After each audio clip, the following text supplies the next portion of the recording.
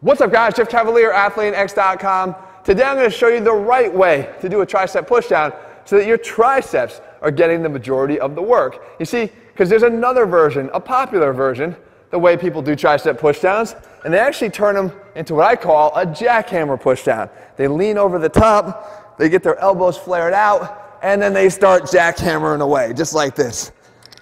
That ain't going to cut it. Why? Because as I said, we're actually not really training the triceps all that much there. Yeah, you might be loading the weight up on the stack a lot more than you would on a regular pushdown, but does that mean that you're getting more work done by the triceps? The answer is a definite no. So here's the right way to do it, and I'm going to explain why we tend to do the other version.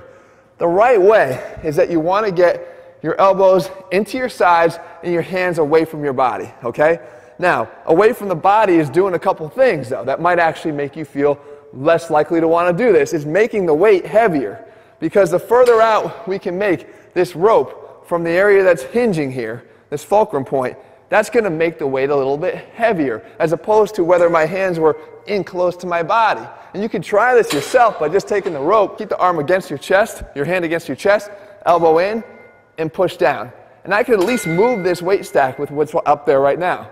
If I take my hand and I put it out, though, from the same position, and I try to push, I cannot really budge this stack. That's because the weight effectively got heavier on the tricep, but who cares what it says there? It's what it feels like here when you're trying to build it.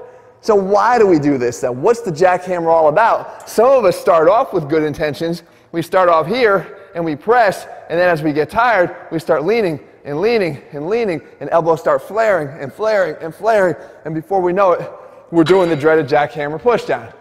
That's because we're getting so much more help from muscles that really weren't intended to be participating in the first place. The chest and the shoulders start taking over and doing all the work. If you look at the exercise a little bit more carefully, you come here like this, elbows are flared, I'm leaning over the top. The first thing I've done is I've created hell of a leverage right here from my body on top of this to push from here, to push down from here. Okay, I am all over this thing, as opposed to here where I'm relying on the muscles to actually create that leverage. The second thing is, in this position, when I start pushing down, what does it resemble to you? If you look close, you can see the activation of the chest, you can see the activation of the shoulders. This is no different than a dip, okay? Just because my hands are a little bit wider apart, I'm still doing a dipping motion. As a matter of fact, if you do this exercise I'm showing you here, this is a straight bar dip. This is an actual exercise. That is literally recreating the motion and the movement at the elbow of what this exercise does. But the ironic thing, and the capper to all of this, is when I do the jackhammer pushdown and I come down, I actually don't even get, most of us don't even get full extension at the elbow. You can see there's still more room to go. And extension at the elbow is what the triceps do. And the final point, because there is another point, is that the long head of the tricep is now in front of the body, and we know in order to fully contract it, we have to get extension of the arm back behind the body. So let's revisit the real way to do it. Don't keep the hands in, get them out, lighten the weight stack if you have to, stick your chest out, and now press down. And now we got a tricep exercise, and now we got the right way to do this exercise, regardless of what the weight stack says. Because I can tell you right now, there's a mini fire going on in my triceps. Now, how far up do you bring it?